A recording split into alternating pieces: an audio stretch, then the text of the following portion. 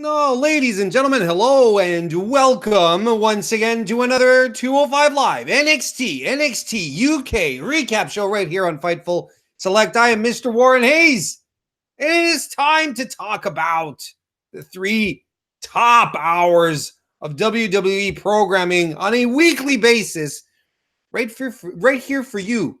Our very classy and top-notch Fightful supporters here on Fightful Select. I can't thank you enough for joining me this evening. Either you're joining me live, which you should do sometime. Do these every Wednesday at 10 p.m. Eastern. I have more than enough time to catch up with 205 Live and NXT and NXT UK before jumping in here. And even if you don't have time, well, you come over and you listen to me, and I can tell you if you're missing out or not. Very rare that there's not something to that there isn't something to miss out on, right? It happens. It's very rare. But you can trust your boy Warren to keep you on the straight and narrow. But thank you very much for being here. We're going to have another great time talking about these fantastic shows. But before we do, you guys know I like to talk about news that happens when there's things that concern these 3 brands here. And earlier this week, on just a couple of days ago, I think it was on July 27, NXT star Karen Q broke her leg at an NXT live event. This comes from a report from our boy Jeremy Lambert over on Fightful.com. You can check it out. Saying that at an NXT live event in Atlanta, Karen Q suffered a broken leg during a tag team bout where she teamed with Bianca Belair to face Rhea Ripley and Reina Gonzalez. Bianca and Karen won the bout, but Karen had to finish the match on the outside, being attended by officials. She later posted on her social media a picture of the X-ray, which shows a nice, clean break. There's no timetable right now as to when she will return, and that's a shame. That's a shame. Great developmental wrestler, but she'll be back soon. That won't be a problem, Karen Q. She'll be back down the line for sure. Let's just jump right into it then, folks. Let's start talking about 205 Live. I'm going to start off the evening with Brian Kendrick and Akira Tozawa in tag team action against the Singh brothers. Samir early on gets an advantage on Akira Tozawa, but Tozawa hits the fake out jab, and he and Kendrick then hit some double team offense. Elbow drop by Kendrick, followed by a senton by Tozawa. Kendrick then covers Samir, but Samir kicks out at 2. There's some more double team offense that follows with an assisted side Russian leg sweep. But the Singhs take back control over Tozawa. Some very cookie cutter heel offense by the Singhs. Tozawa finally fights back against both. Hits an enziguri that lets him get the hot tag to the Brian Kendrick, who is a house of fire with some kicks and some elbows. Samir, Tozawa nails Sunil with their Bollywood trophy. Kendrick hits sliced bread number 2, and Tozawa's top rope senton finishes it. Easy win for the baby faces here in this circumstance. Again this week, the Singh brothers, look. Again this week, the Singh brothers showed me that they're just not they're not on the 205 Live scale of performing. Yes, they hit the weight class, but they don't wrestle the cruiserweight style. Since they've returned over the past 6 to 8 weeks now, I've found their in-ring work to be very, very tedious and not inspired. And as it stands, I am not excited to see them, and they are not indicative as to what the 205 Live brand is able to deliver as far as cruiserweight action goes. Yeah, like I said, they might have the They might have the weight, but they don't have the style. They don't have the athletics, or maybe they're just playing their heel roles too well and not being overly spectacular with their offense. But then again, we have exciting 205 live heels to watch. Arya Daivari is going to be one of them, and we're going to be talking about him in a second. Drew Gulak is at the top of the hill right now. I don't know if they fit in aside from the weight. And if they don't fit in here, where do they fit? Put them on main and have them jobbed out? Well, as it stands, I don't think they're doing, I really, really don't think that they are doing the 205 Live brand a service. We have Lucha House Party that cut a promo backstage, and Lindsay wants to get his hands on Humberto Carrillo, who we also saw a bit of a sit-down interview again. A lot of people have been reading into Lindsay's promo hint as a hint of a heel turning on Lucha House Party. It did sound a little out of character, but honestly, I think they just want to build Lindsay as a credible opponent for Humberto, who they are clearly on the cusp of placing him in an extremely, well, maybe not extremely, but they want to push that kid. They clearly want to put him in a position where he will be accepted as a babyface top star in 205 Live. So we'll see what happens. But regardless, Lindsay Dorado did have a match against Arya Daivari. And they start, there's a feel-out period at first. They're in and out of holds. There's some leg sweeping going on. Lindsay goes early on for the golden rewind, but Arya rolls out of the ring, and Arya's like, "Screw this!" And he starts walking up the ramp. Dorado doesn't want anything to do with that. He wants a fight, so he goes after him. He goes after him, drags him back to the edge of not to the edge, but to the ring. Daivari pushes Dorado so he can perhaps connect and crash into the side of the ring. But instead, Dorado does a springboard moonsault right off the apron onto Daivari onto the floor. Springboard body splash back into the ring. He covers Daivari, but only gets two.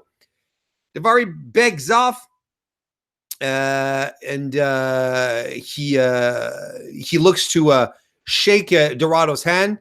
But of course, it's a ruse. He tries to kick Dorado, but instead he eats an open hand chop, some drop kicks, and Lindsay covers Daivari again, only for two. Dorado goes up top, but Daivari shoves him to the floor. An inverted DDT by Daivari follows, and he covers the Golden Links. One only gets two. He sets Daivari up on the top rope, goes for an iconoclasm, but it's blocked by Dorado, who punches Daivari repeatedly, and he flies off the top with another crossbody, covering Daivari for two. Daivari hits a nice DDT, covers Dorado, but again only gets two. Daivari goes up top, and he mocks the Jerry Lawler top rope punch, because we are in Memphis after all. But he eats a boot as he jumps off. Starts fighting back, gets Daivari out on the floor, and Lindsay hits a springboard cross body to the floor. It was cool stuff right there. They fight on the apron. Dorado goes up top and flies again, eats a super kick. Daivari covers him, but only gets two. Daivari comes back in, and he gets not comes back in, but gets back up to his feet, taunts Lindsay, but Dorado starts to fight back, tries for the golden rewind again, but instead is caught right into $1 million dream. But Dorado reverses the hold into a pinning combination, which Daivari kicks out at a two. Daivari hits a rock bottom, covers Lindsay for two. Dorado slides out of a fireman's carry and hits the rolling enziguri, and a jackknife cover on Daivari gets the win for Lindsay Dorado, and that is good news. I like Lindsay. He's my favorite member of Lucha House Party, and I think he is criminally underappreciated by all. We have Drew Gulak, who cuts a promo backstage saying that no one has the resolve to step to him at SummerSlam. And he'll be, of course, watching the next match very closely. It is the unsanctioned match pitting 205 Live General Manager and former 24/7 champion Drake Maverick versus Mike Kanellis.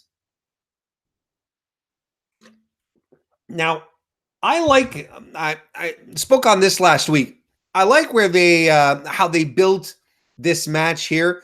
You don't get many extended storylines, right? Heading into on 205 Live. Like really a lot of the stories are told in the ring. You don't get much character development. And for those who are listening and not watching, I'm doing air quotes right now. But this was built entirely off the characters of Drake Maverick and Mike Kanellis. Kanellis is obviously, as we all know by now, is embroiled with his wife Maria in quite the affair. Let's put it that way. A private affair. Maria Kanellis, of course, currently 24/7 champion and pregnant. But this unsanctioned match has come to being because Mike Kanellis was just fed up of Drake Maverick. He blames Drake for all the problems happening in his marriage. And Drake is like, duh. If you were just a better wrestler, you might be able to get more opportunities. That's not what he said. And I'm not saying that Mike Kanellis is a bad wrestler. Trust me. So Drake Maverick comes out in this unsanctioned match. He comes out first. And he's wearing a 205 Live t-shirt. He's wearing jeans with knee pads over the jeans. And he's walking down the ramp, but Mike Kanellis is not waiting for him to hit the ramp. He just goes straight for him as he's making his entrance. He throws him into the LED board at the top of the ramp, into the steel barricade as they're coming down. He even grabs a Maverick 24/7 sign that someone in the audience has. And he stuffs it into Maverick's face and says, do you want to make a mockery of the brand? Yeah.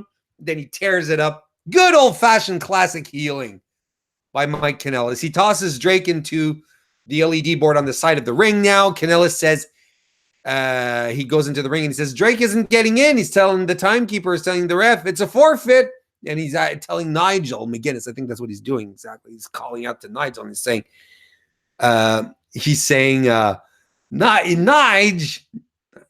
Nigel, this is a forfeit. This is a forfeit. But Drake Maverick drags himself into the ring. And referee comes and checks on him and says, yeah, ring the bell. So the bell rings. We have our match going, and Kanellis goes straight for him. He beats him on the outside of the ring, tosses him into the barricades. Meanwhile, Maria Kanellis is watching on, and she's sort of looking at her husband, beating up the other guy, and she says, God, he's so hot. That's what she's saying right now.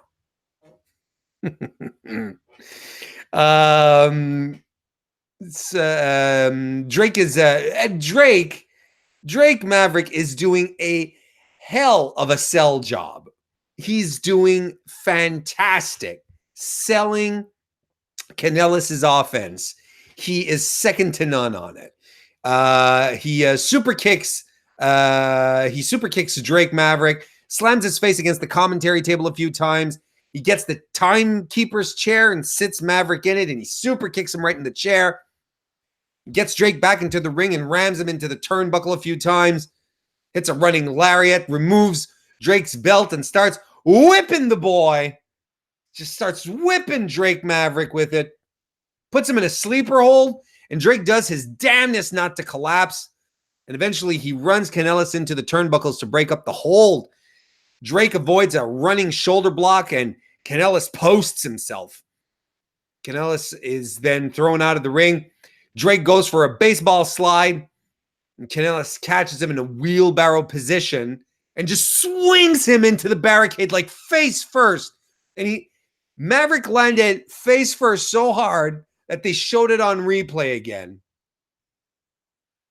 Kanellis then sees that there's 24/7 flyers on the floor, and he picks one up and he looks at it and he's incensed. He's incensed because the 24/7 title is what got him into this mess, because Maverick wasn't paying attention to Mike Kanellis' needs, and now Mike Kanellis' wife is 24/7 champion. The 24/7 championship has been nothing but a curse to Mike Kanellis. He stuffs a flyer right into Drake Maverick's mouth.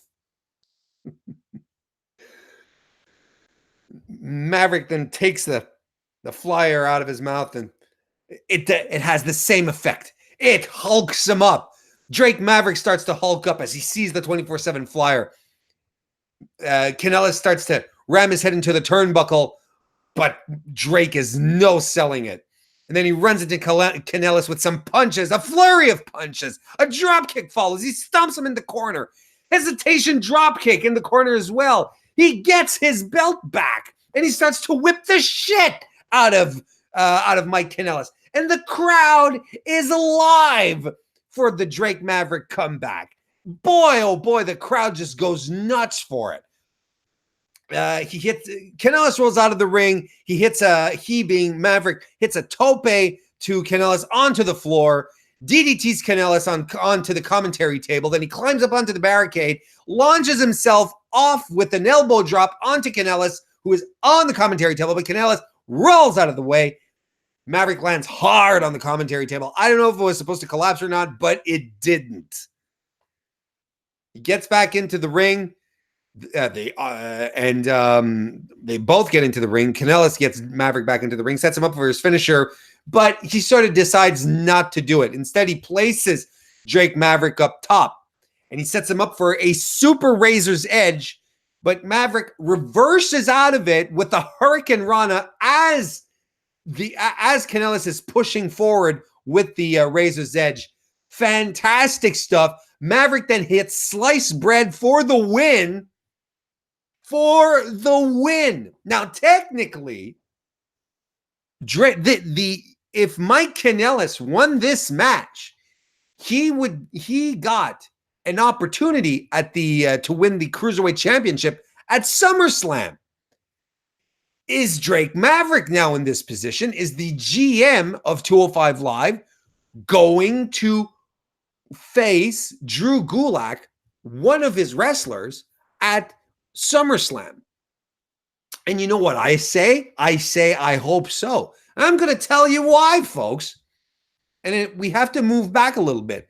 When I was telling you how hot the crowd was for Maverick's comeback, Drake Maverick has taken the opportunity of the 24/7 title to just build himself a niche in the WWE. He himself, starting with those silly flyers and the Maverick 24 stuff, just very low key on his social media platform, rolling into drive-throughs and talking about the fact, that he's looking for our truth, talking to people on the street. He built himself a character that people can get behind, that we understand. And the skits that they've been doing with him since have just been ingraining him into the psyche of the WWE universe.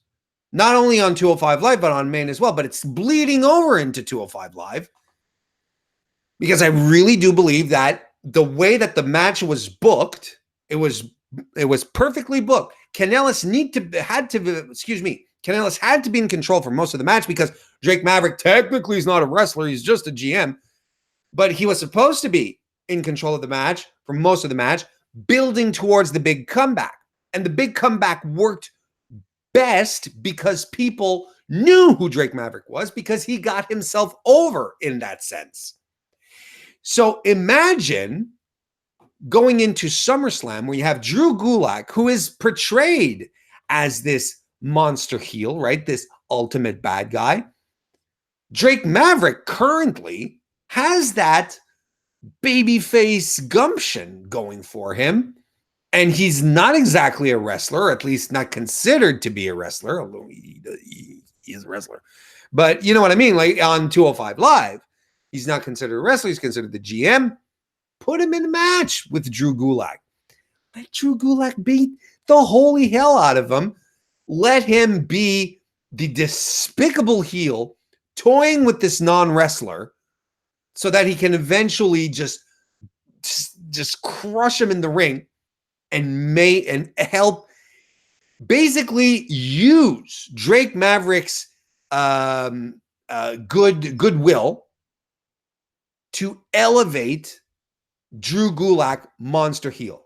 That's how I think it should happen. That's how I think it should happen. That's what should happen. That has to happen.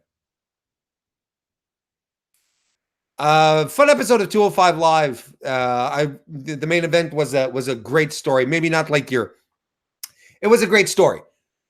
It was a fantastic story, and I really liked Dorado versus Daivari. Fun stuff. Let's move on to NXT. The proceedings started off with Tyler Breeze versus not Buddy Murphy.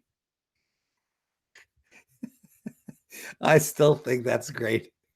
When Tyler Breeze runs into Jackson Riker and says, weren't you Buddy Murphy? Didn't you used to be Buddy Murphy?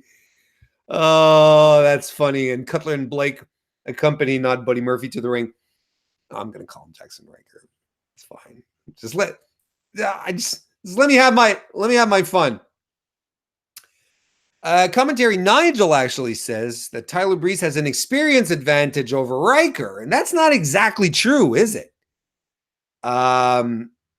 Jackson Riker, formerly known as Gunner in TNA, has been wrestling since 2001, right? He's 37 years old.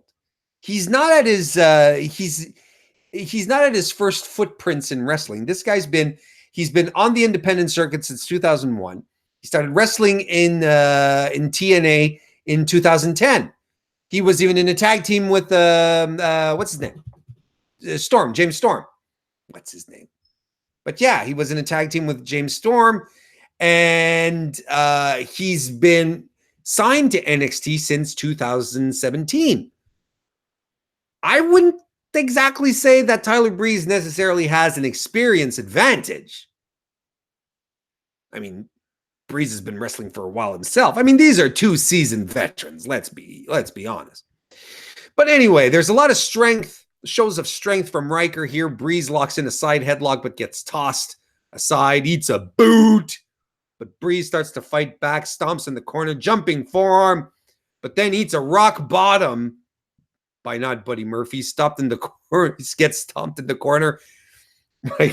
Riker hits a pendulum backbreaker, covers Breeze for two, hits another backbreaker, taunts Breeze, who wakes up with a jumping knee and an enziguri.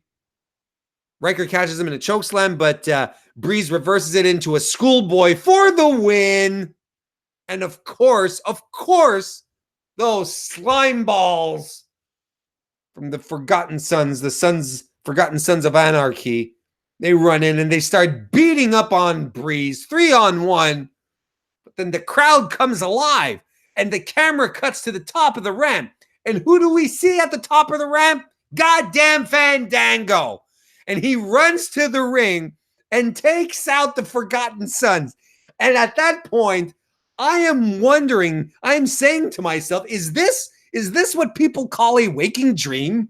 Because I swear or have I slipped into some alternate universe and I'm not aware of it this is one of these paradoxes that make you realize that you're in a parallel universe, because Fandango just cleared out 3 guys. He just cleared out the Forgotten Sons from the ring.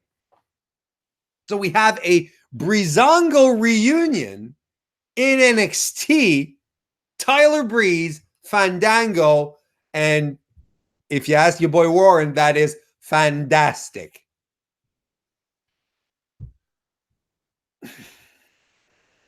Time for a sip of water.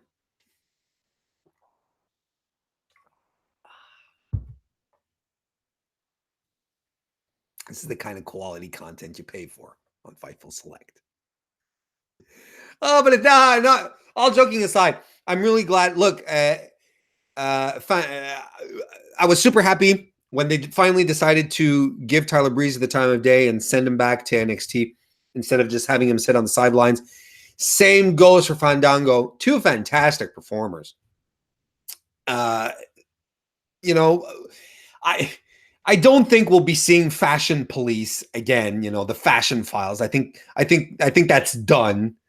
But yeah, it's still good to see to see both these guys wrestling, doing stuff, rather than just being neutered on main roster doing nothing. So I'm good for this. I'm here for this. Next, we had the first of our semifinals from the NXT Breakout Tournament. We had Cameron Grimes versus Bronson Reed. Bronson Reed, not Breed. Yeah, this was gearing up to be a very brutal match, and hobai, they lock up, waist lock toss by Reed to begin with. He shoulder blocks Grimes down, covers him, but only gets one. Grimes cinches in a standing headlock, but he gets flipped over. He runs the ropes and eats a huge back elbow by Bronson Reed. Chops and strikes in the corner follow. Grimes runs out of the ring, baits Reed back in, and with a basement drop kick as Reed is sliding under the bottom rope. He starts kicking Reed, tries to whip him into the corner, but he can't. Instead, Reed tosses Grimes into the corner. Grimes, though, avoids an avalanche and hits a running lariat. Covers him and only gets two. And that was a hell of a running lariat. Like, when Grimes delivers them, it's like JBL levels of lariats or Stan Hansen. That's some scary shit. Grimes hits a drop kick and Grimes hits a drop kick and he grounds the action. Yeah, Grimes then runs the ropes and into a spinning power slam by Reed. Reed then follows in with some forearm smashes, avalanches Grimes in the corner, hits a Samoan drop and a huge senton on Grimes. He covers him, but Grimes reaches his leg over to the bottom rope to break the pin up.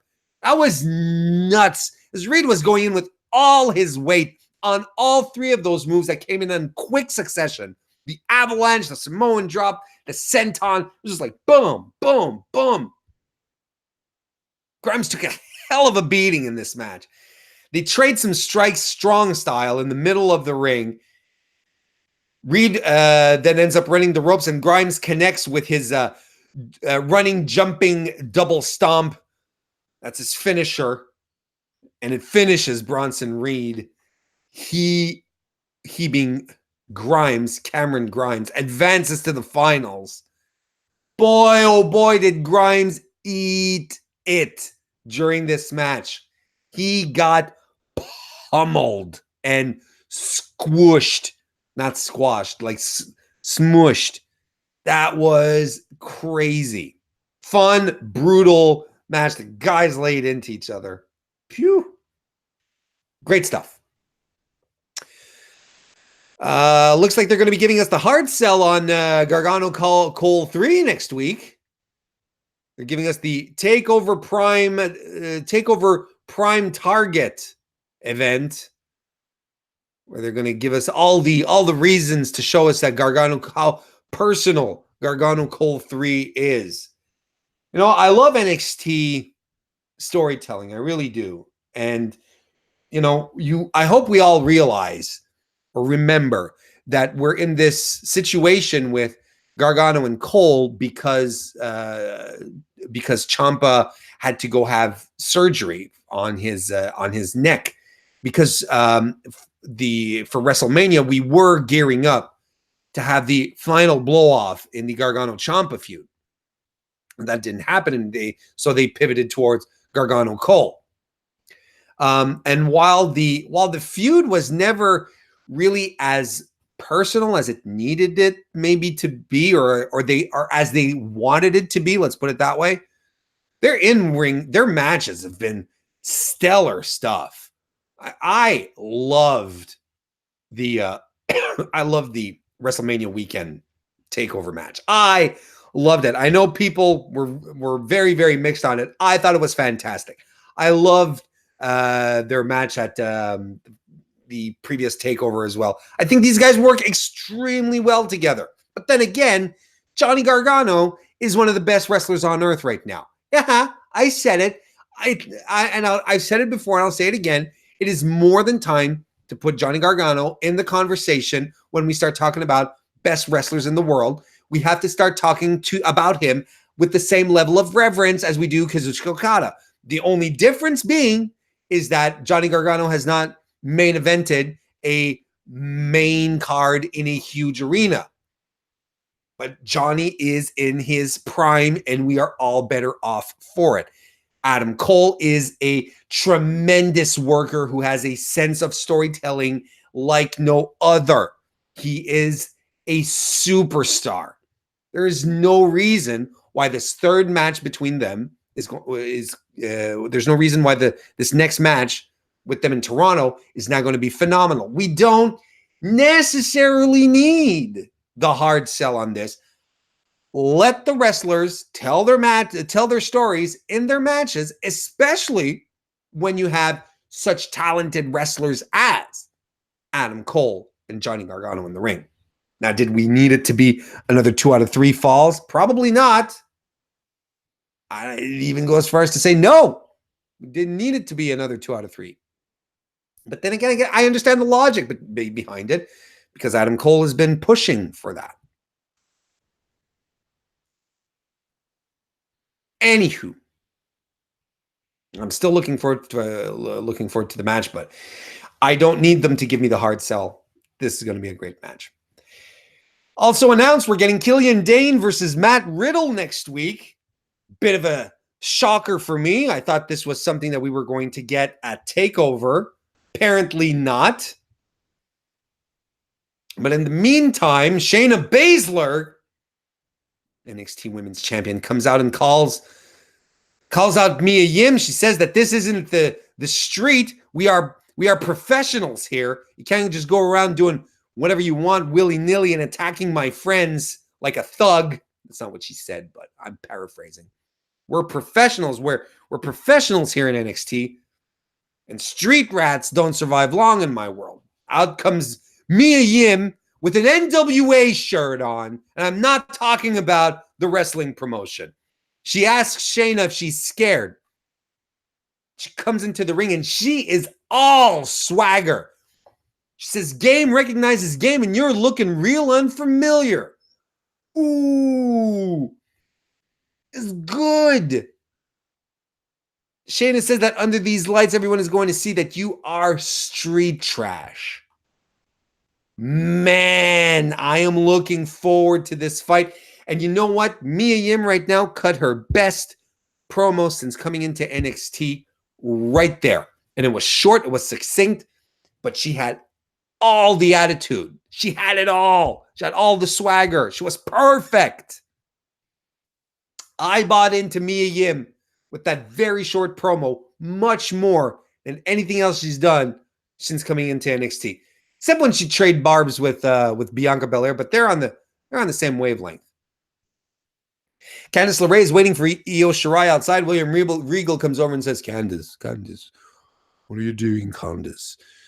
Io's not coming here. I told her she was going to be banned from ringside. That is indeed my William Regal impersonation. I hope you liked it. I'm kidding. That's not my William Regal impersonation. I can't do William Regal. But basically, Candice asks for the match at TakeOver, and Regal says, okay, let's make it happen, mate. I'll stop. I'm sorry. I'm stopping right now. So we're getting Io Shirai versus Candice LeRae at TakeOver, and that, folks, as they say in the business, should be a banger. Now, here's the thing. Here is the thing.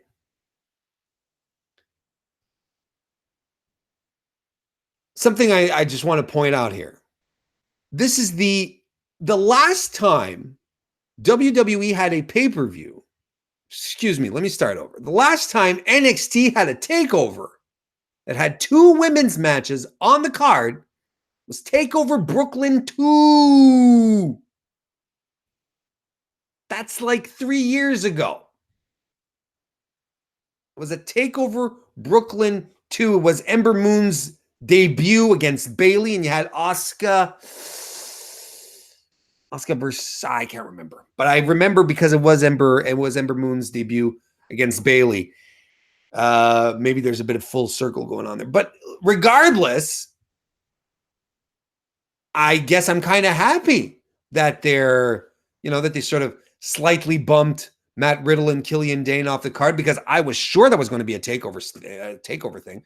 But no, they're giving Candice and Io the takeover stage to put on something which has a very good chance of being absolutely fantastic. Plus, we're getting Shayna versus Mia. That's fine. I think we have a fantastic takeover card on our hands. I'm excited for it. Because let's think about it. Lorraine versus Shirai. Then we have the tag team titles, right? Street Profits versus Undisputed Era. Then we have Dunn versus Strong versus Dream for the North American title. Then we have Baszler versus Yim for the NXT Women's title. Then we have Gargano Cole. That's some solid booking right there. I'm going to tell you, that's the kind of booking that I want. I want really, really bad at every takeover.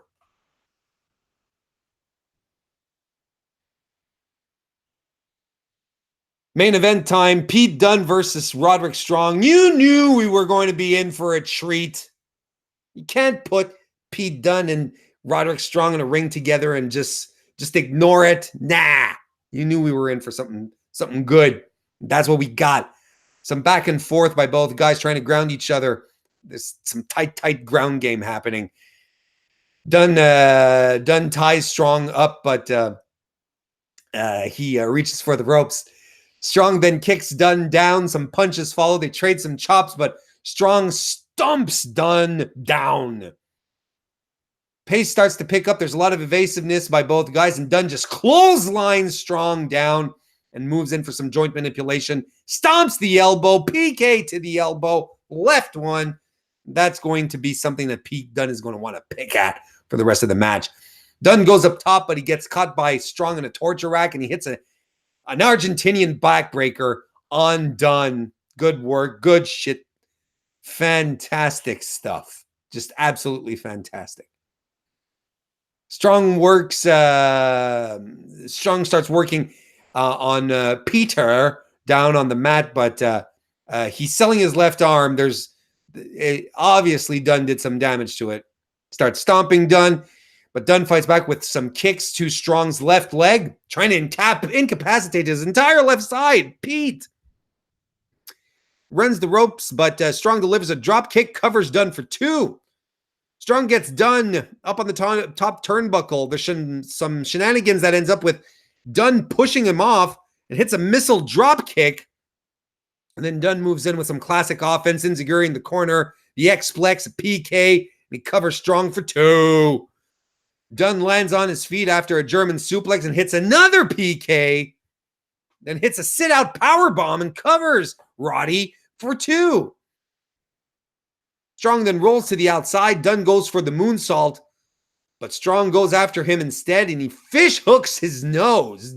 He just digs his fingers right into Roderick Strong's nose, but Strong just drops Dunn back first on the apron, rolls him back into the ring, but again can only get 2.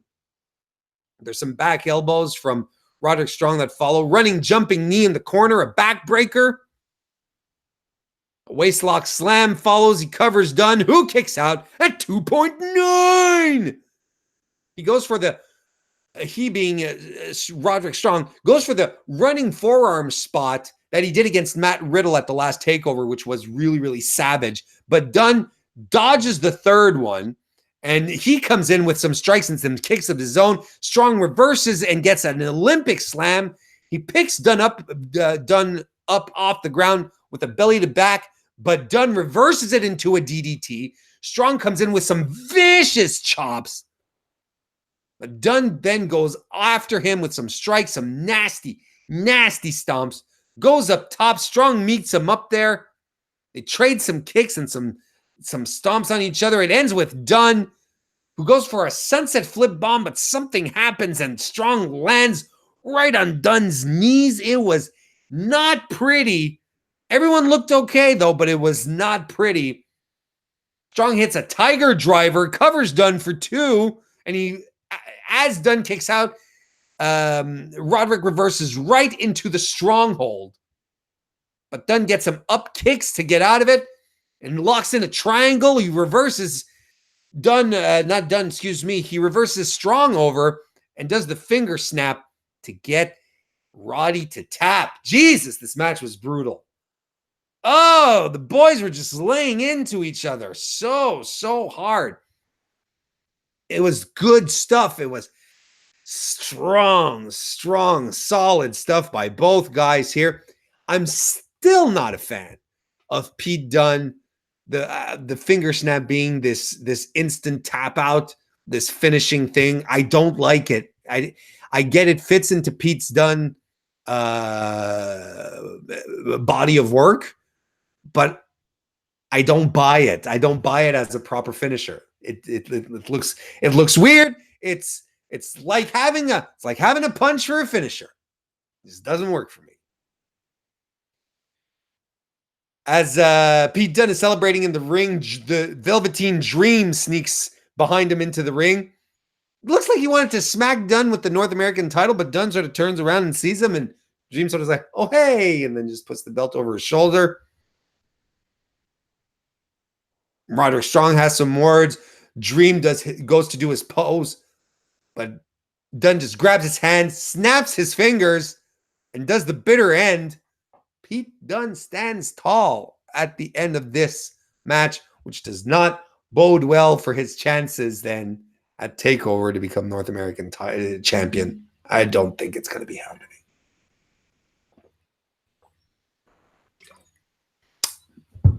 Apologies if I'm drinking quite a bit of water and creating a bit of downtime, a bit of dead air, but it is hot tonight at Hayes HQ. Got to keep yourself hydrated in this weather, folks. NXT UK. Oh my God. Holy shit. Johnny Saint is in the ring. He's there. He's in the ring. And do you know why I think he's in the ring? I think he's in the ring because people are getting suspicious on Sid Scala. So Scala was like, okay, old man, I'm going to let you out of the dark room in my basement, and you're going to come out to the world so people see that you're not dead, and you're not going to say a word. You're not going to try and reach out to anyone. You're not going to say any funny code names or code phrases. You're just going to stick to your one line, and that's it. And then you're going to go back into the hole in my basement.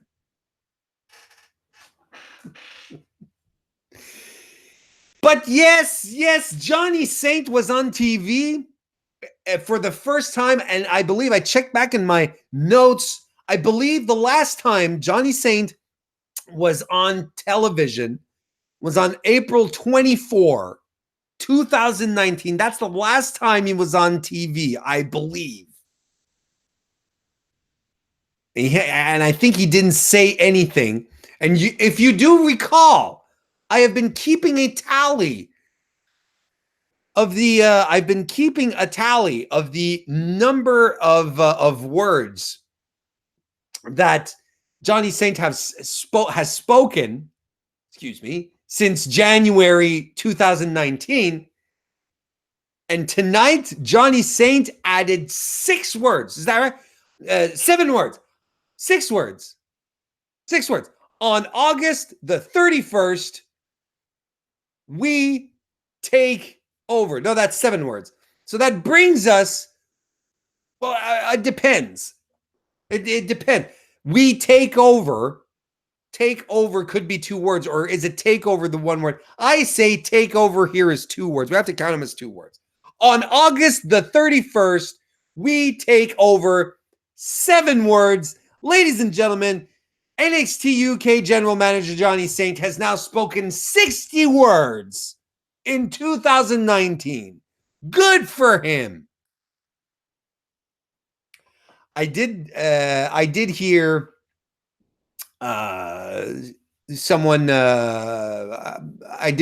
tell me as I was watching tonight, told me that they were there live at the taping, and they were front row, and they could actually see Sid Scala mouthing, like saying Johnny Saint's line to him over and over and over again. And then telling Johnny Saint at the end, you did good. So, I mean, I understand why they put Johnny Saint in this position, and I understand what he represents for British wrestling, but I mean, it's getting a little rough. Anyway, this brings out Imperium. Marcel Bartel's on the microphone because he's the best talker of the bunch. Bartel says that they are in charge, and they don't need Scala and Saint anymore. They ask the authority figures to step off the mat, or we will make you. Walter says that they are the #1 force in NXT UK.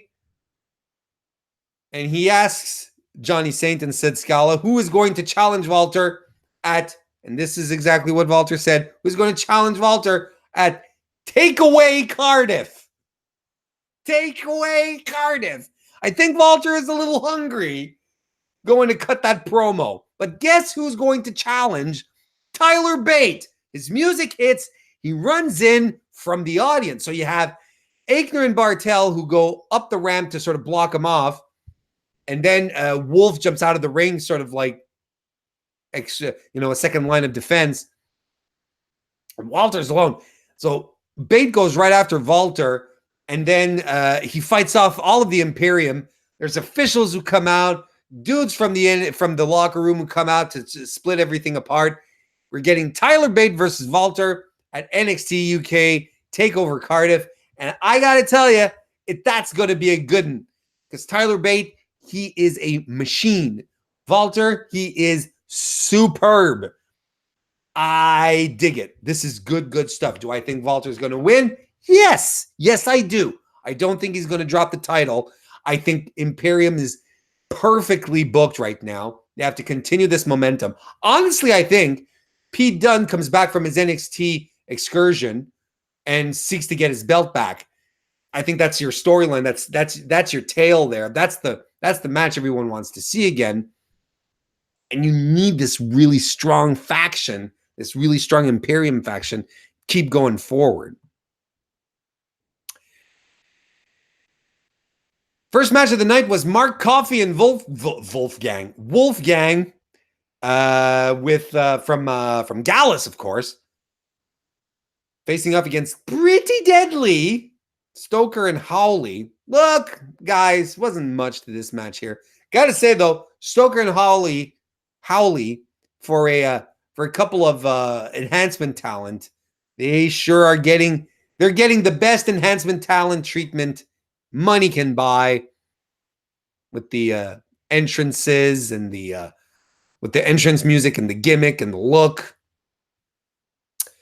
But this was basically a match to establish Coffey and Wolfgang as a strong tag team, and it did. They looked very, very strong and powerful. I like the character development that they've created for Wolfgang over the last few weeks, months now. That he's sort of like, and they mentioned it tonight, that he's kind of the loose cannon of Gallus. The impulsive guy that the Coffee Bros have to sort of hold back. It's like, no, take a breather here, Wolfgang. Don't worry about it. It's all right. Take it easy. I like that. Gives him some personality. But basically the match comes to an end when Mark Coffey hits a full Nelson slam on Howley, and then the Gallus boys hit their Enziguri power slam combination, which is not a good tag team finisher. And after the match, they straight up call out the grizzled young veterans for a title shot at TakeOver Cardiff. And I'm wondering who do I cheer for? Because they're both heels. I know who I'm going to cheer for. It's going to be for Zach Gibson. Zach Gibson is fantastic. He is sorely underrepresented right now. But then again, I completely see the veterans hanging on to the titles some more. I'll be rooting for my boy Gibson, that's for sure. But it's kind of odd that you're booking. It's kind of odd that you're booking two tag teams at once. Not two tag teams, two heel tag teams at once.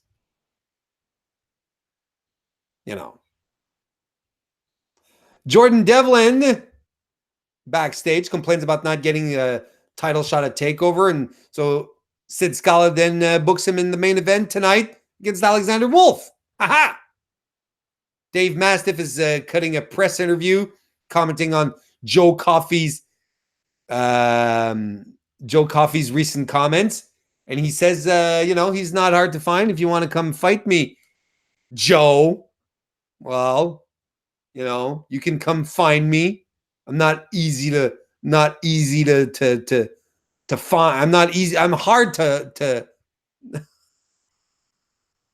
I'm easy to find. Jesus. Not that hard. And they're actually going to be facing next week. We actually have that match coming up next week. Dave Mastiff versus Joe Coffey. And did you see the pictures? The new pictures that they had of Dave Mastiff and Joe Coffey? Before they had the full profiles. Now they sort of have 3/4. Did you see the pictures? Because I saw the pictures. And Coffey and Mastiff, especially Joe Coffey. Coffey has this curling sneer. It doesn't look credible at all. But yeah, I saw the pictures. Rhea Ripley came out to smoosh Danny Luna. Rhea now has all sorts of zippers and chains on her gear now. And it's just a good old-fashioned squash match that ends with the Riptide. Then we get a video package of Toni Storm and Kaylee Ray, which dives into their history, their friendship. Talking about how when Toni Storm started wrestling in the UK, Kaylee Ray was her friend, and they lived in Japan together for a while, and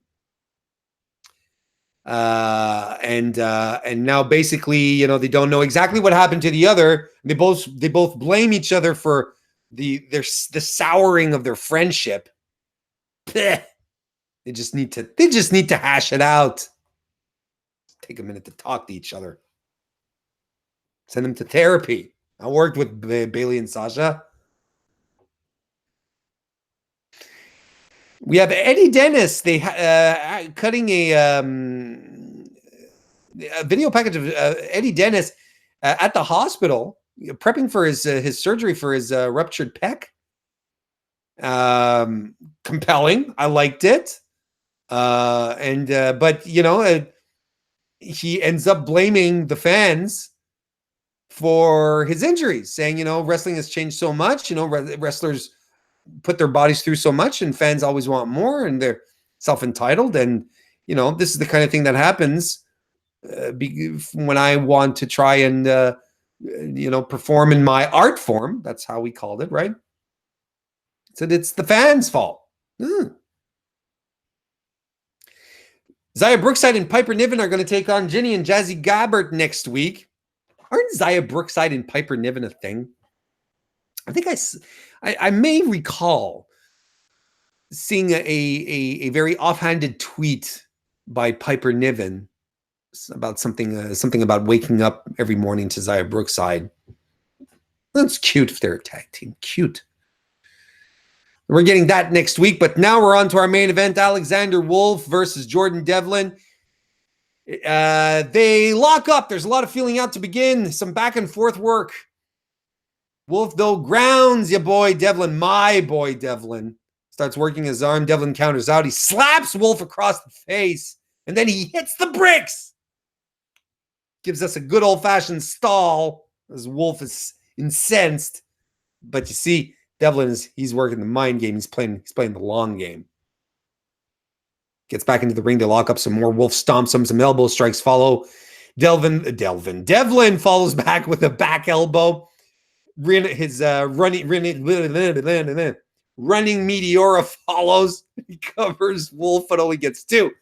He follows with some elbow strikes, some kicks. He tries to do a Spanish fly, but it's blocked by Wolf, who hits like an over-the-shoulder gutbuster, I guess you'd call it.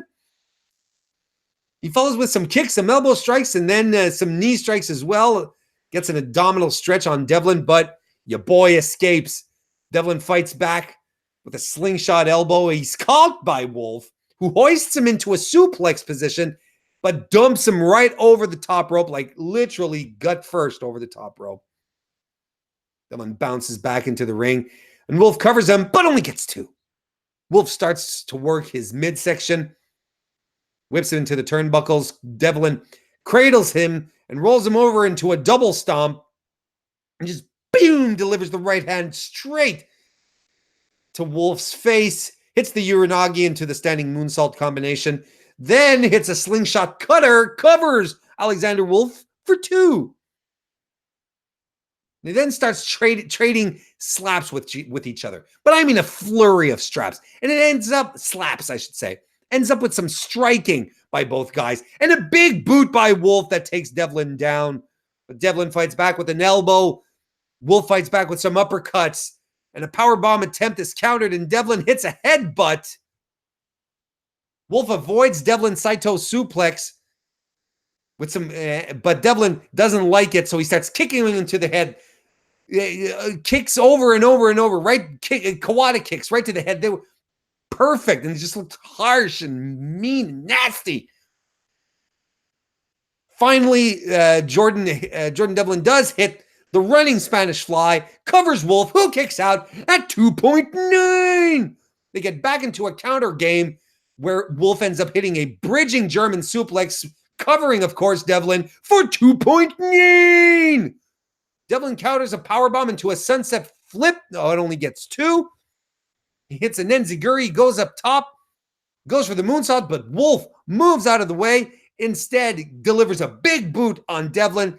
Sit-out powerbomb happens, and that is your match. Alexander Wolf gets one over my boy, Jordan Devlin. Jordan Devlin needs a little more exposure to the mainstream audience. Because let me tell you one thing. I was talking to you previously, just a few minutes ago, about how we have to add Johnny Gargano into the conversation of best wrestlers in the world, right? Excuse me. We have to put Jordan Devlin in there as well. You have to check out his work in OTT. There is tons of great Devlin matches available for free on the OTT YouTube channel. The man is a machine. He literally is one of the best wrestlers out there. People say best wrestlers in Europe, best wrestlers in the world. That guy is a natural. And it's crazy because it's doubly crazy because as great a heel as he is in NXT UK, he is a babyface in OTT and like top tier babyface. I'm talking New Japan Kenny Omega levels of babyface. He is amazing. He is so good at both roles, seamless and perfect. Knows how to work the audience in both roles. Plus, in the ring, he's just devastating. And if you don't have time to check out OTT or whatever, you can't remember, you're trying to think, just go back almost a year now. We're egging on to a year, last fall on the network. And it's easy to check on now on the WWE network now. You can just look by superstar now. So look for Jordan Devlin's match last fall against Pete Dunne for the NXT UK Championship. That match was amazing. And I can't begin to even understand why it didn't end up on more Match of the Year lists, because it was amazing. The minute that WWE uncorks Jordan Devlin, they have a legitimate wrestling star on their hands. He is going to be huge if he is given the room to be huge. You can tell he's really well liked. He's been in fantastic programs for the better part of the year. He is very, very well liked by management. I think that's evident. But they're just holding him back. Just let the boy fly. That was NXT UK. Look, fun main event.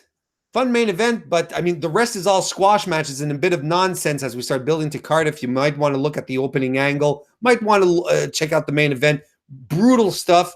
Brutal main event on NXT as well. Fun episode of NXT. Lots of stuff to enjoy this week. So go check it out. Just as you should check out the rest of the fantastic offerings here on Fightful Select. Retro reviews. Got one coming up with Armageddon with a $50 tier supporter, Zach, who joined Sean and I to do the retro review. We've got Sean just released today again. Backstage report. Yes, my boy Steven Jensen. Oh, every weekend he does the Weekender report. You tired of hearing talk about WWE? Steven's got you covered. There's Q&A sessions. Did you see the most recent Q&A session? I think Sean, no joke, I think he answered over 1,000 questions in the last. I may be exaggerating. But the point is that we put out a lot of content because we really do appreciate your support here on Fightful. So, ladies and gentlemen, I'll see you next week. Thank you very much for joining me this evening. I sort of spoiled my ending, my usual spiel. But I'll say it anyway. I'll see you next time.